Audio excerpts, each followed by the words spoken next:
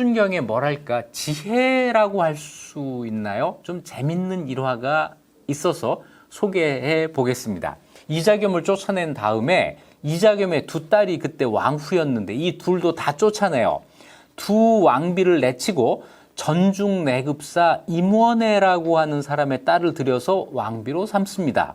임시 왕비가 이제 등장하는 건데요.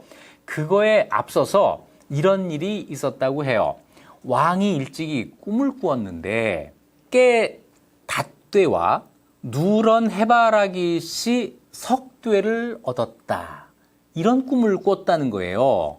그리고는 척준경한테 이 꿈 이야기를 했다고 합니다. 자, 척준경이 최고의 지위에 있었기 때문에 왕이 사사롭게 이런 말을 아마 할 수가 있었겠죠. 그랬더니 척준경이 이 꿈풀이를 이렇게 합니다. 깨라고 하는 것은 깨는 한자로 임이라고 써요. 임. 이 깨, 임이라고 하는 것은 임시이니 임시성에 왕후를 드릴 조짐이고 그 숫자가 5인 것, 닷되잖아요. 이 5인 것은 아들을 5명 낳을 좋은 징조입니다. 또 누런 해바라기에 누렇다고 하는 건 황이잖아요. 이 황은 황제의 황자와 같고 해바라기는 한자로 규라고 합니다. 이런 규자를 쓰는데 이 규는 다스린다라고 하는 요 규와 같으니 도규, 도로서 사물을 다스린다라고 하는 이런 말이 됩니다. 따라서 누런 해바라기는 황제가 도로서 나라를 다스린다는 좋은 징조입니다. 그 숫자가 3, 석되잖아요. 3인 것은 5 아들 중에 3 아들이 왕이 되어서 나라를 다스린다는 이야기입니다. 척준경이 아주 그럴듯하게 해몽을 했어요. 그런데 그 말이 과연 영험하였다. 실제로 그렇게 되었다. 자, 결과 어떻게 되냐면요. 임원회의 딸 이 임씨가 나중에 공예태후 임씨라고 불리는 사람이고요. 의종, 대령후, 명종, 원경국사, 신종 5명의 아들을 낳았고 그 가운데 의종, 명종, 신종 셋이 국왕이 됩니다. 여기에 척준경에 뭔가 신기 이런 게 있죠? 뭔가 척준경에게 신비한 능력이 있는 것 같은 그런 이야기가 이렇게 만들어져 있습니다. 자, 그런데 이 척준경의 권세 얼마나 갈까요? 얼마 못 갑니다. 1년도 채 되지 않아서 1127년 3월 달에 척준경을 암타도, 지금 전라남도의 암태도예요. 여기로 유배 보냈다. 척준경이 최고의 지위에서 추락을 한 겁니다. 그 사정을 고려사는 이렇게 기록을 해놨습니다. 척준경이 이자겸을 제거한 뒤 공을 믿고 바로 했는데 좌정원 정지상이, 이 정지상, 이거 다음에 또 나오는 중요한 인물이죠. 정지상이 왕이 척준경을 꺼리는 것을 알고, 자, 이 정지상의 눈에 지금 척준경이 권력을 저렇게 누리고 있지만 왕이 척준경을 싫어해. 이 눈치를 챈 거예요. 그래서 왕한테 상소를 합니다. 병오년 2월에, 병오년이 1126년이고 2월이 이자겸의 그 궁궐 습격이 있었던 그때거든요. 병오년 2월에 척준경이 궁궐을 침범했을 때 주상께서 신봉문 문루에 임호하시어 타이르시자 군사들이 모두 갑옷을 벗고 환호했는데, 이 공격을 멈췄는데 척준경 혼자 왕명을 받들지 않고 군사를 위협해서 앞으로 나가게 했으며 심지어 화살을 쏘아서 폐하가 계신 곳까지 이르게 했고 군사를 이끌고 궁궐에 돌입해서 궁궐에 불을 지르기까지 했습니다. 이거 이자겸한테 척준경이 한 일을 이때 들춰낸 거예요. 다음 날 폐하를 남궁으로 옮기고 좌우에서 모시는 사람들을 모두 잡아다 죽였으니 예로부터 난신 중에 이와 같은 자는 드물었습니다.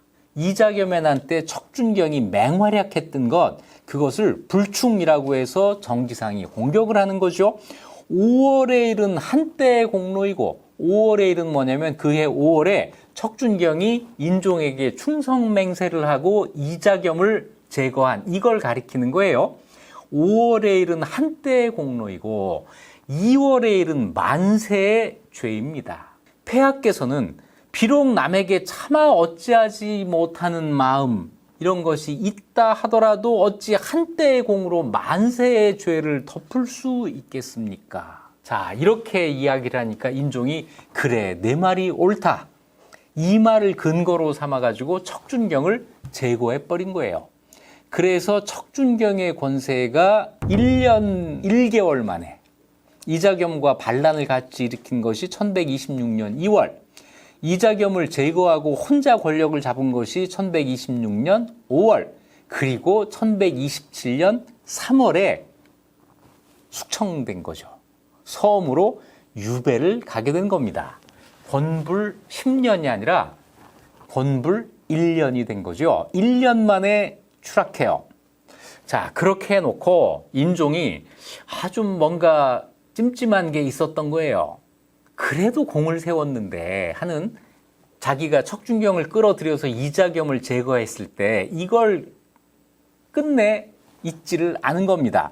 1128년 4월에 조서를 내려서 유배된 척준경이 비록 병오년 2월에 죄가 있으나 그의 5월의 공 또한 적지 않다, 유배에서 풀어주고 고향 마을로 옮기는 것을 허락한다. 고향으로 돌아가게 한 거, 이거 고려시대에는 형벌이에요. 이걸 귀향형, 향으로 귀, 돌아가게 하는 형벌이라고 하는 건데, 유배에서 귀향령으로 감 1등을 해준 겁니다. 그래서 척준경이 암태도에서 나와서 고향, 곡산, 곡주로 돌아가게 돼요. 그리고 그 다음에 또 한 번의 사면령을 내립니다. 그래서 척준경의 처자가 한 곳에 모여 살 수 있도록 하라. 그로부터 2년 뒤에 또 한 번 사면을 합니다.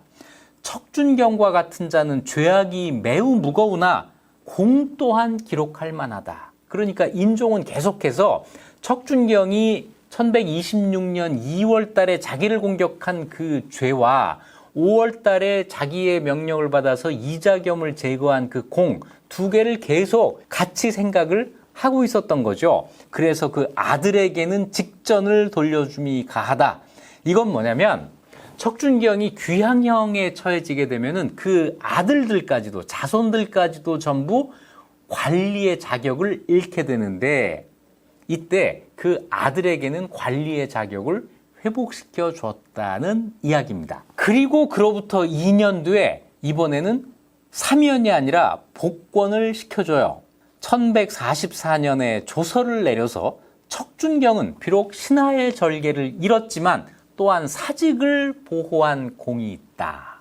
5월 달에 그 공을 인종은 계속 잊지 않고 뭔가로 보상을 해주려고 한 거죠. 그래서 검교 호부상서를 제수함이 옳다.